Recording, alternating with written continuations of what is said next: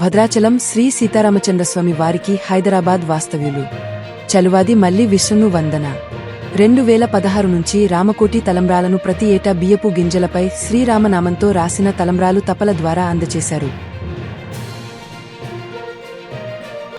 జై శ్రీరామ్.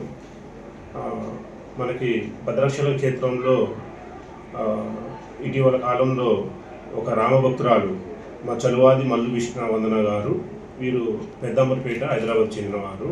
వీరు 2016 సంవత్సరం నుంచి బియ్యం గింజల మీద శ్రీరామ్ అని రాసి మనకి గత 10 సంవత్సరాల నుంచి కూడా గోటి తలంబ్రాల రూపంలో మనకి భద్రాచలం క్షేత్రంలో సమర్పించడం జరుగుతుంది.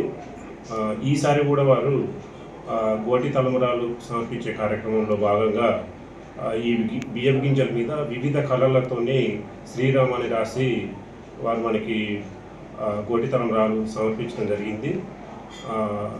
మరి ఆ చిన్న బియ్యం గింజ మీద శ్రీరామ అని వాళ్ళు ఆ గోటి తలంబ్రాల మీద రాయటం ఎంతో విశిష్టత.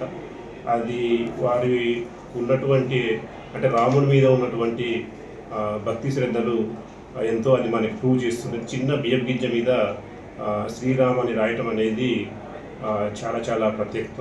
వారికి ప్రత్యేకంగా అభినందనలు తెలుపుతున్నాం దేవస్థానం తరఫున. వారికి సీతారామచంద్ర వాళ్ళు వారికి ఎల్లప్పుడూ మంచి ఆయుర్వేదికలు ప్రసాదించాలని ప్రార్థిస్తూ జై శ్రీ.